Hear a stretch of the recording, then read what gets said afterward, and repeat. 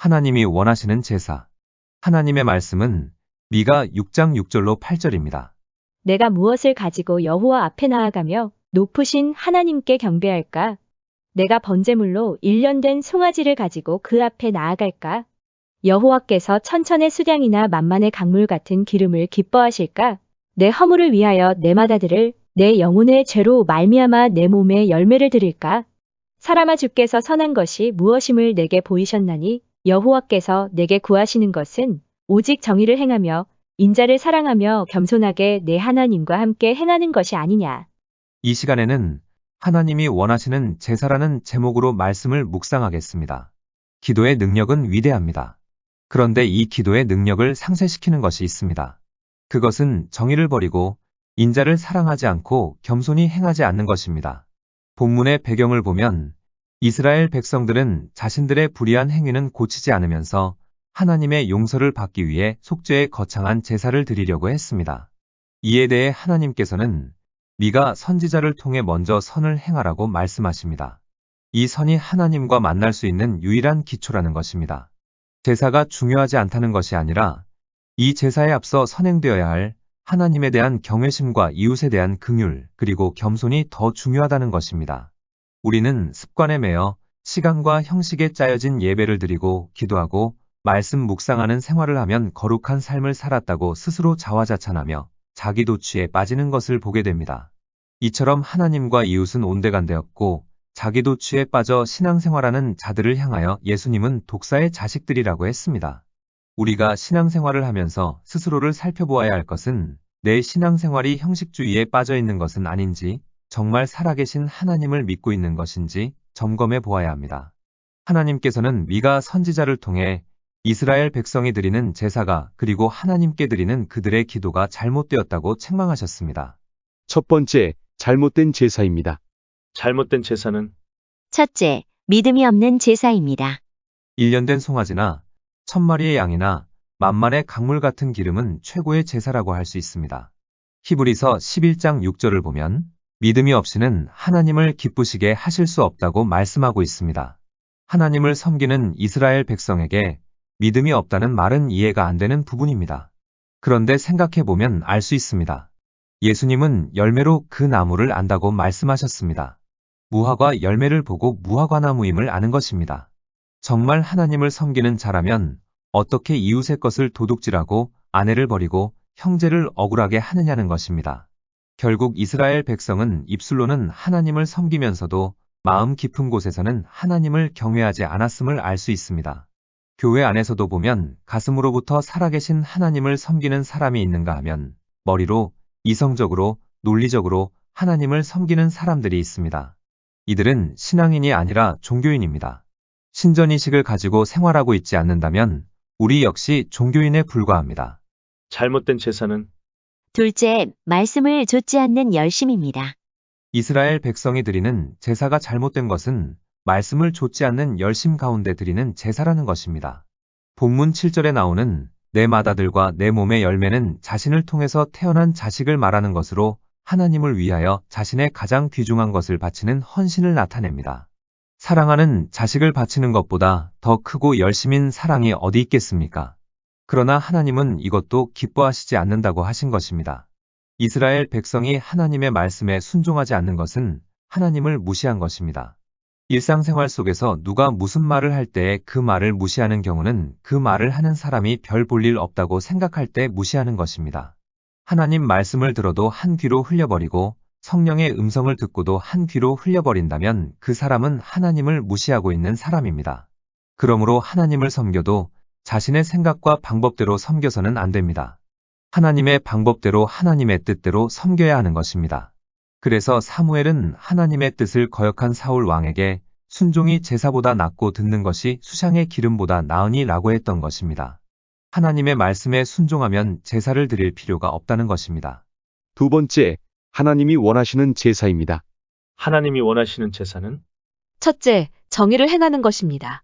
하나님이 원하시는 제사는 정의를 행하는 것입니다. 정의란 바른 일을 행하는 것입니다.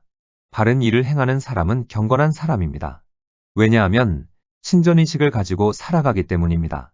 그런데 이스라엘은 불법을 행했습니다. 이스라엘 백성은 신전이식이 아니라 아나무인으로 삶을 살았던 것입니다. 그래서 하나님께서는 그들이 아무리 많은 제사를 드려도 외면하셨습니다. 에스겔 22장에 보면 다음과 같은 죄들이 열거되어 있습니다. 부모를 업신여기는 죄, 나그네를 학대하는 죄, 고아와 과부를 해하는 죄, 성물을 업신여기는 죄, 안식일을 지키지 않는 죄, 피를 흘리려고 이간질하는 죄, 음행, 이웃의 아내와 가증한 일을 행하는 죄, 피를 흘리려고 뇌물을 받는 죄, 이자를 받는 죄, 이웃을 속여 빼앗는 죄, 사기치는 죄, 남을 속이는 죄, 가난한 자들을 짓밟는 죄, 인권을 탄압하는 죄, 거짓을 합리화하는 죄, 양심을 속이는 죄.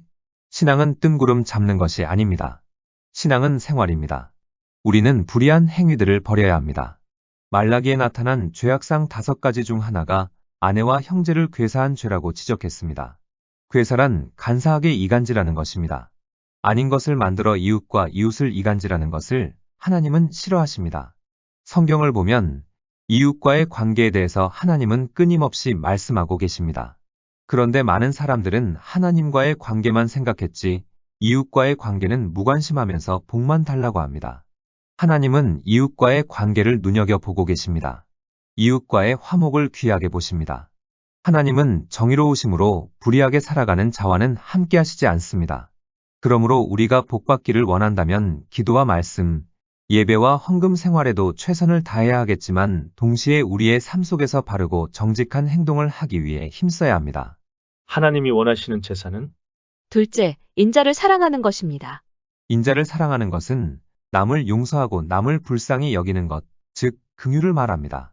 많은 성도들이 기도에 응답을 받지 못하고 끊임없이 고통을 당하는 것은 자신이 하나님께 말로 다 할 수 없는 용서를 받았음에도 불구하고 남편을, 아내를, 자식을, 이웃을 용서하지 못하고 미움의 칼을 갈고 있기 때문입니다. 용서하기 위해서는 우리 안에 있는 다른 사람에 대한 좋지 않은 감정과 찌꺼기들을 하나님 앞에 다 토해야 합니다. 화병이 생기고 가슴이 답답한 것은 용서하지 못하기 때문입니다. 독이 내 안에 쌓여가는 것입니다. 이것이 우리에게 오는 축복의 통로를 막고 있다고 생각해 보십시오. 어떻게 하시겠습니까? 빨리 용서해야 합니다. 다윗은 시편 15절에 악인의 팔을 꺾으소서라고 기도했습니다. 다윗처럼 토하는 기도를 통해 마음의 응어리를 풀어야 합니다. 긍휼이란 남을 불쌍히 여겨 돌보아 주는 것을 뜻합니다. 자신과 무관할지라도 적극적으로 상대방의 입장에 서서 상대방을 이해하고 상대방의 부족함을 채워주는 것을 말합니다. 이런 의미에서 긍휼은 사랑의 구체적인 실천이라고 할 수 있습니다. 우리의 작은 자비가 하늘의 자비와 연결되고 우리의 작은 긍휼이 하늘의 크나큰 긍휼을 불러온다는 점을 우리는 생각해야 합니다. 긍휼이 여기는 마음은 타인의 고통을 나의 고통으로 아는 것입니다. 마태복음 25장 40절을 보면 내 형제 중에 지극히 작은 자 하나에게 한 것이 곧 내게 한 것이니라고 기록하고 있습니다.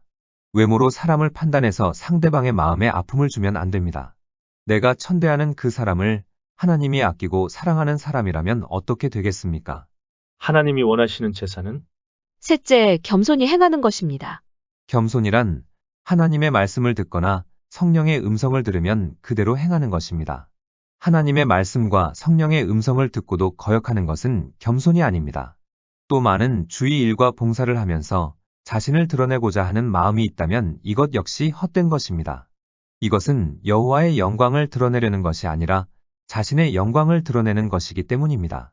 그러므로 우리는 모든 선한 일을 할 때에 남이 모르게 행하며 혹여라도 칭찬하면 하나님께서 공급하시는 힘으로 함을 고백할 줄 알아야 합니다. 겸손한 사람은 자기 자신을 정확히 아는 사람입니다.